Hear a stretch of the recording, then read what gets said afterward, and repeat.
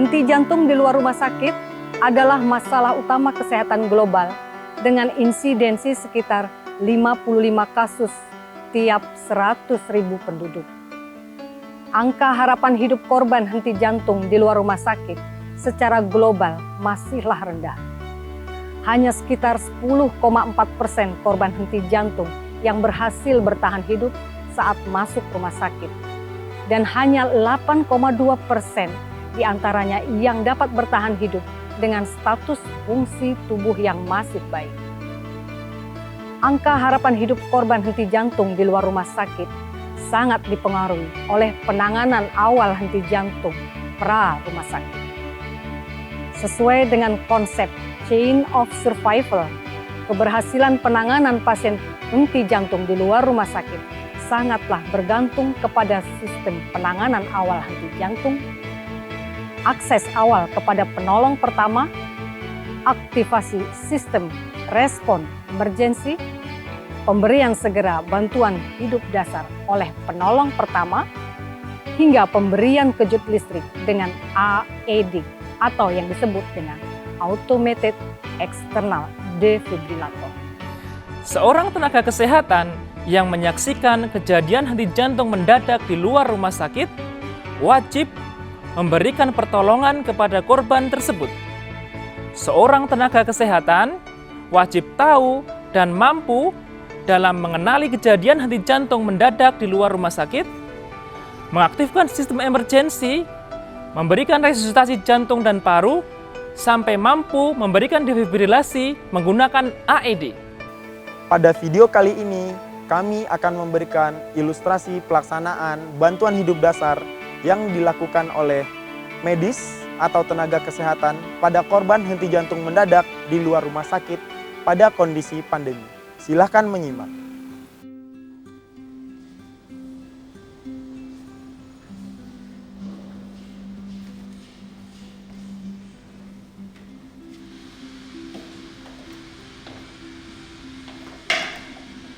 Langkah pertama, memastikan lingkungan aman. Langkah kedua, mengecek respon korban. Penolong melakukan pengecekan respon korban dengan cara menepuk bahu dengan gentle sambil berteriak membangunkan korban. Langkah ketiga, memanggil bantuan. Saat korban tidak berespon dengan tepukan dan panggilan, penolong segera memanggil bantuan orang di sekitarnya. Penolong bisa memindahkan korban ke tempat aman bila memang diperlukan. Langkah keempat, menilai adanya apnu atau gasping. Secara simultan, penolong menilai pernafasan korban, apakah korban tidak bernafas atau bernafas gasping. Penolong juga menilai pulsasi arteri karotis. Penilaian dilakukan kurang dari 10 detik. Langkah kelima, mengaktifkan sistem emergensi dan mengambil AED terdekat. Jika penolong menemukan korban tidak bernafas dan tidak ada pulsasi, maka penolong segera meminta penolong kedua untuk mengaktifkan sistem emergensi dan mengambil AED terdekat.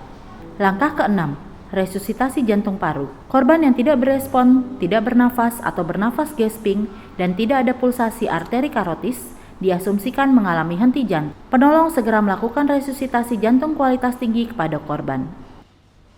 Posisi tangan penolong saat melakukan RJP adalah saling mengunci. Tidak masalah apakah tangan kanan di atas atau tangan kiri di atas. Penolong memposisikan lengannya tegak lurus dengan tubuh korban. Posisi lengan yang tidak tegak lurus dapat membuat penolong lebih cepat lelah dan tidak efektif dalam memberikan efek kompresi kepada dada korban. Posisi tangan penolong yang saling mengunci kemudian ditempatkan pada setengah bawah sternum. Posisi tangan yang berbeda akan memengaruhi efek mekanik kompresi dada dan dapat merubah kualitas dan efektivitas penekanan jantung. Siklus RJP dimulai dengan melakukan kompresi dada sebanyak 30 kali.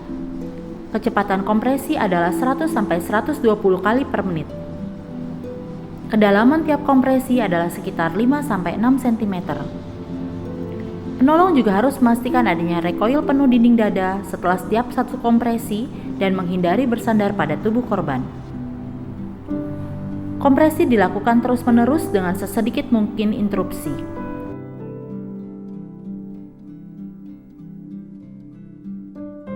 Setelah 5 siklus RJP, penolong melakukan penilaian ulang pernafasan dan pulsasi arteri.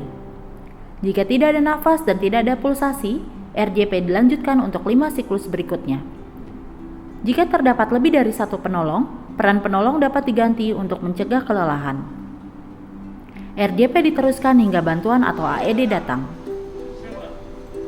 Langkah ketujuh, defibrilasi dengan AED. Setelah AED datang, penolong segera memasang AED pada tubuh korban.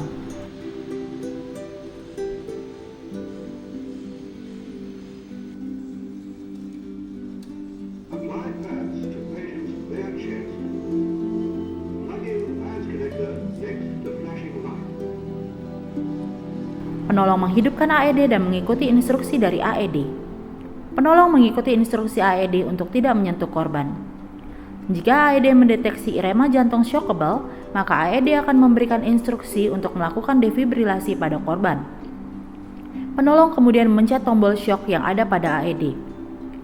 Jika AED mendeteksi irama jantung non-shockable, maka AED akan memberikan instruksi untuk melanjutkan RJP. Proses RJP dan pemberian defibrilasi ini dilakukan terus sampai datang bantuan tim Advanced Life Support atau sampai korban kembali ke sirkulasi spontan. Jika pada penilaian ulang ditemukan korban mulai bernafas dan ada pulsasi arteri karotis, korban dinyatakan ROSC atau Return of Spontaneous Circulation. Langkah 8. Memposisikan recovery position. Jika korban sudah ROSC, penolong segera memposisikan korban pada recovery position.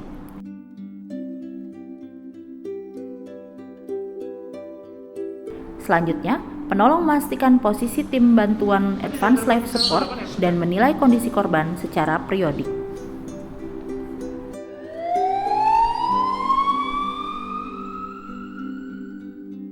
Demikianlah ilustrasi pelaksanaan bantuan hidup dasar oleh tenaga kesehatan atau medis pada korban henti jantung mendadak di tempat umum atau di luar rumah sakit pada kondisi pandemi.